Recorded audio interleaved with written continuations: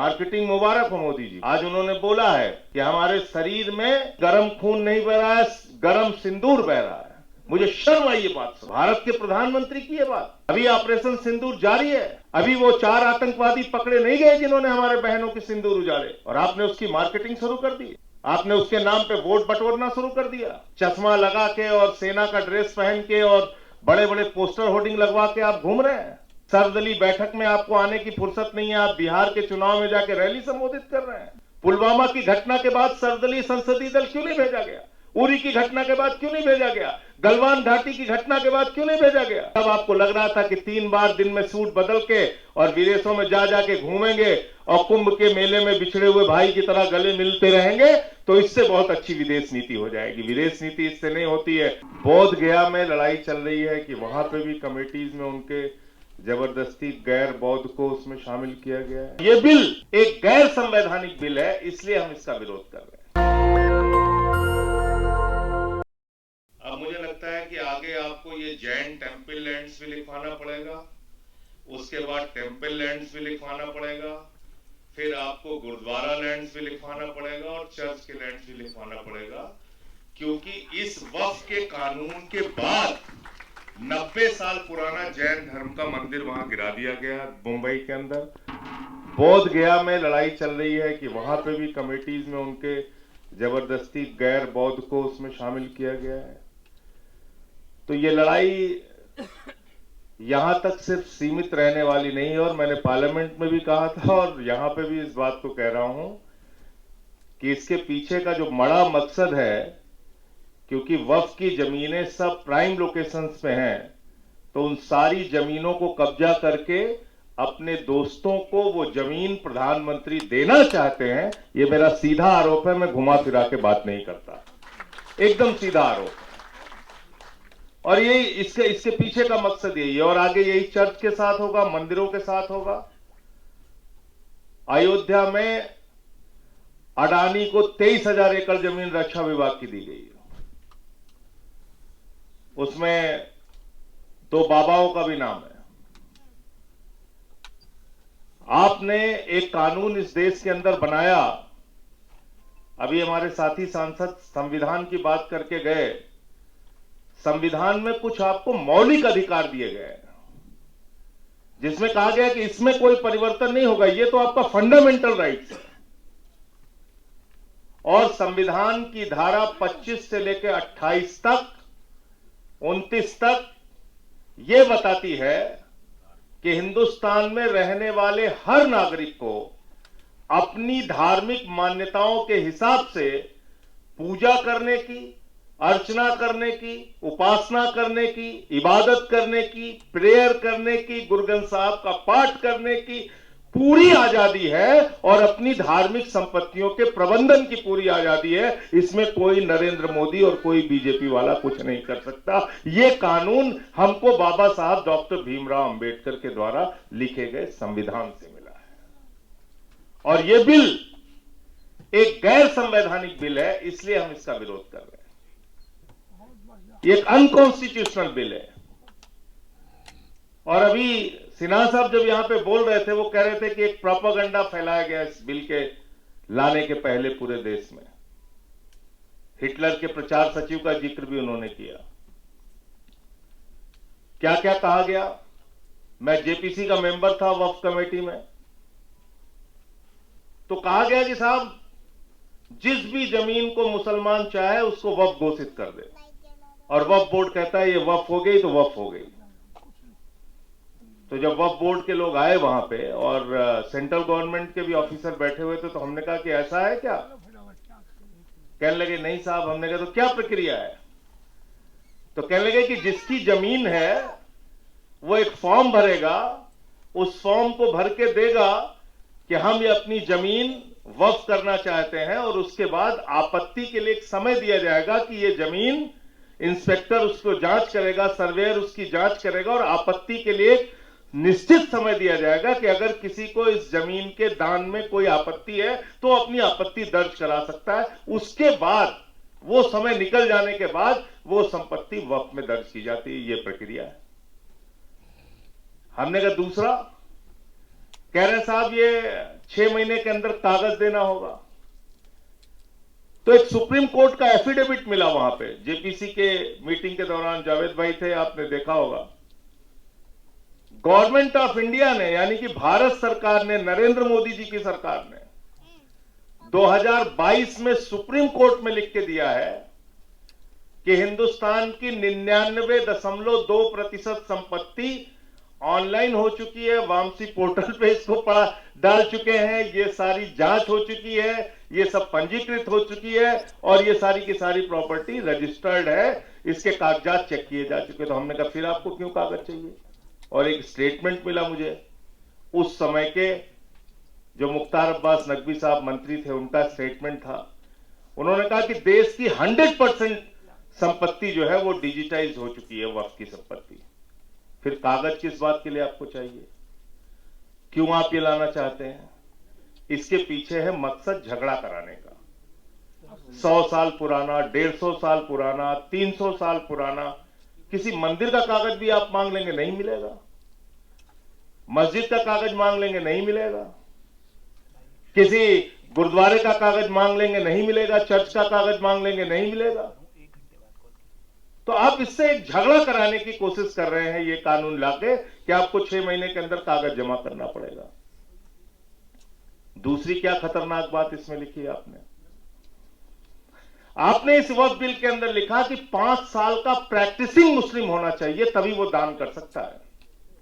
अब पूरी दुनिया में कोई कानून आपको ऐसा नहीं मिलेगा जो कि ये कहे कि दान के लिए आपको पहले धार्मिक रीति रिवाजों को मानना पड़ेगा, तब आप दान कर सकते हैं। यह अद्भुत कानून हमारे प्रधानमंत्री नरेंद्र मोदी जी लेके आए हैं। कह रहे हैं दान करना है तो 5 साल के लिए आप प्रैक्टिसिंग मुस्लिम बनो। तो हमने कहा भैया तय कैसे करोगे? मुसलमानों के घर में सीसीटीवी कैमरा लगाओगे कि 5 वक्त की नमाज पढ़ रहे हैं कि नहीं पढ़ रहे हैं, रोजा रह रहे हैं कि नहीं रह रहे हैं, जुमे की नमाज पढ़ी कि नहीं पढ़ी, इन्होंने कैसे आप तय करेंगे? और मैंने यहां पे, मैं फिर दोहरा रहा हूं, मैंने जो वहां पे कहा फिर से यहां कह रहा हूं, मैंने कहा कि कोई आदमी हिंदू धर्म का मानने वाला हो, कोई आदमी सिख धर्म का मानने वाला हो, ईसाई धर्म का मानने वाला हो, इस्लाम धर्म का मानने वाला हो, या किसी भी धर्म को न मानता हो, नास्तिक हो, उसको भी दान करने से आप कतई रोक नहीं सकते हैं। दान होता है अपनी जमीन का, अपनी प्रॉपर्टी का, कोई भी आदमी कर सकता है। तो ये आपने एक कानून इसमें जबरदस्ती का डाल दिया। दूसरा, उनको वक्फ बोर्ड के आमदनी की बड़ी चिंता है आप लोगों की कि साहब वक्फ बोर्ड की आमदनी नहीं हो रही है, और सच्चर की कमेटी की रिपोर्ट में कहा गया है कि 12,000 करोड़ रुपए की आमदनी हो सकती है अगर इसका सही ढंग से इस्तेमाल किया जाए वक्फ प्रॉपर्टीज का। तो मैंने कहा भाई ज्यादा मेहनत मत कीजिए, आप सिर्फ एक अडानी को पकड़ के लेके आइए, वो नीरव मोदी को पकड़ के लेके आइए, 20,000 करोड़ रुपए उससे वसूलिए और 12,000 करोड़ रुपए आप वक्फ बोर्ड को दे दीजिए, 8,000 करोड़ आप अपने पास रख लीजिए। लेकिन सच्चर कमेटी की रिपोर्ट इतनी सीमित नहीं है, उसको बहुत छोटा करके दिखाया जा रहा है। मैं चाहता हूं जो लोग वक्फ पे बात कर रहे हैं वो सच्चर कमेटी की भी रिपोर्ट पढ़ें, और उस सच्चर कमेटी की रिपोर्ट में यह भी लिखा हुआ है कि हिंदुस्तान के अलग अलग राज्यों में, चाहे वो दिल्ली हो, राजस्थान हो, उड़ीसा हो, मध्य प्रदेश हो, करीब करीब 363 ऐसी प्रॉपर्टी है, 363 ऐसी संपत्तियां हैं जहां सरकार ने वक्फ की जमीन पे कब्जा कर रखा है, जहां सरकार ने वक्फ की जमीन पे कब्जा कर रखा है।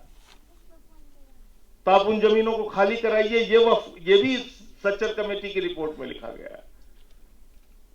तो हमने कहा ये आप क्यों नहीं बताते? फिर कहने लगे हमें पसमादा की बड़ी चिंता है, मुस्लिम महिलाओं की बड़ी चिंता है। मैंने कहा इसमें तो कहीं रोक है ही नहीं कि मुस्लिम महिलाएं मेंबर नहीं बन सकती, वो पहले से ही है। दूसरा, पसमादा की आपको चिंता है तो एक सुझाव मैंने भी दिया, मैंने कहा भाई अगर आप ये चिंता आपको है तो ये चिंता आपको हिंदुओं के लिए भी सतानी चाहिए, और देश के 80% दलित, आदिवासी, पिछड़ा और महिलाओं को हिंदू संस्थानों के पुजारी बनाओ, कमेटियों में रखो, उनके बोर्ड में शामिल करो, तब आप बात करो। ये इस तरह की दोहरी बातें करने से फायदा नहीं है। दो तरफा आप चाल चलेंगे, ये ठीक नहीं है। और दो तरफा चाल हो रही है इस देश में। दो तरह के कानून का नजरिया है इस देश में। एक अली खान महमूदाबाद के मामले में है और एक विजय शाह के मामले में है। तो ये हो रहा है। तो मैं सिर्फ ये कहना चाहता हूं कि तानाशाही से जिस तरह से इस देश को चलाने की कोशिश की जा रही है वो ठीक नहीं है। और कई बार हमारे साथी जब इस बात को कहते हैं कि 1947 में हमने ये फैसला लिया यहां रुकने का, वो सुन के मुझे बहुत दुख होता है।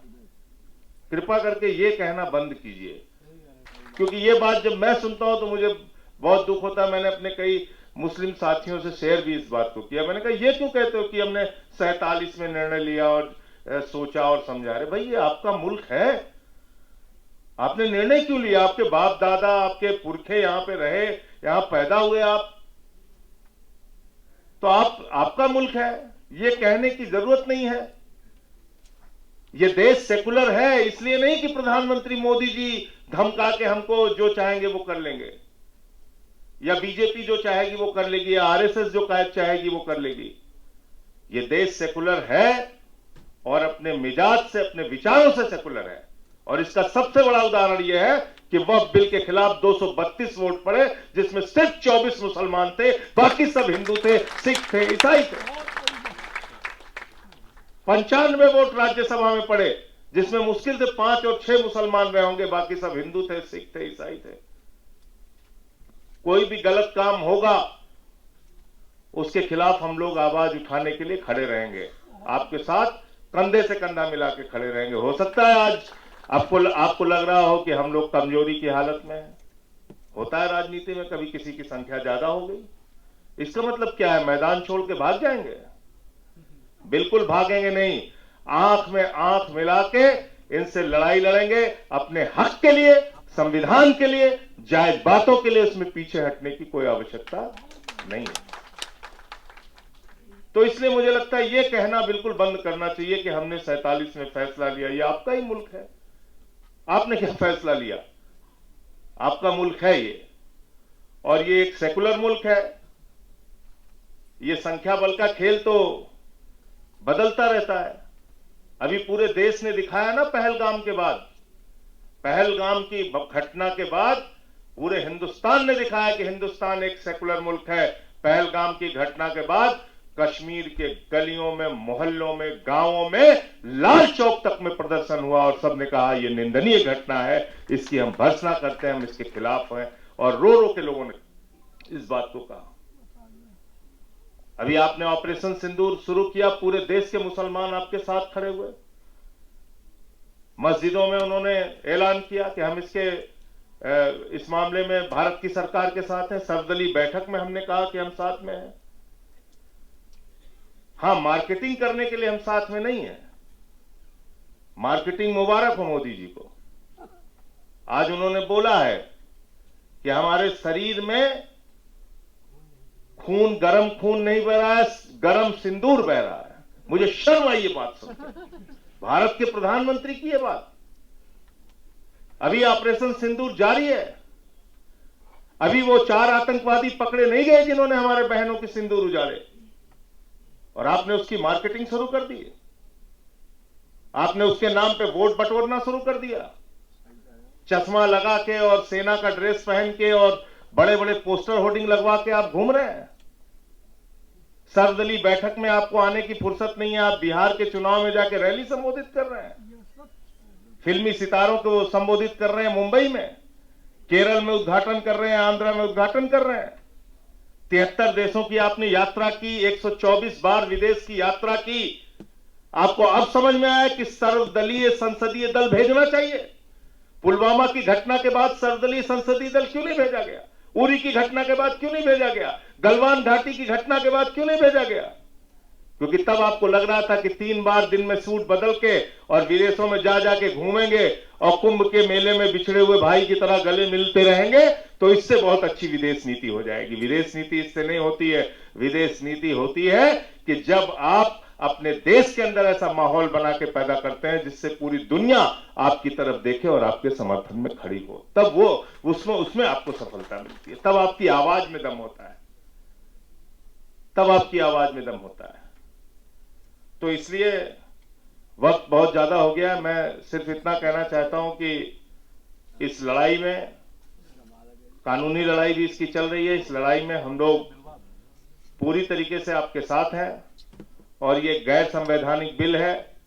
मैंने जेपीसी में भी इसका विरोध किया, पार्लियामेंट के अंदर भी विरोध किया, जब भी आपने बुलाया आपके साथ आकर इसका विरोध किया, आगे भी जब आप बुलाएंगे आपके साथ खड़े होके इसका विरोध करेंगे, लोकतांत्रिक ढंग से, संवैधानिक तरीके से, और जो अपने अधिकार हैं उसको लेके आगे बढ़ेंगे।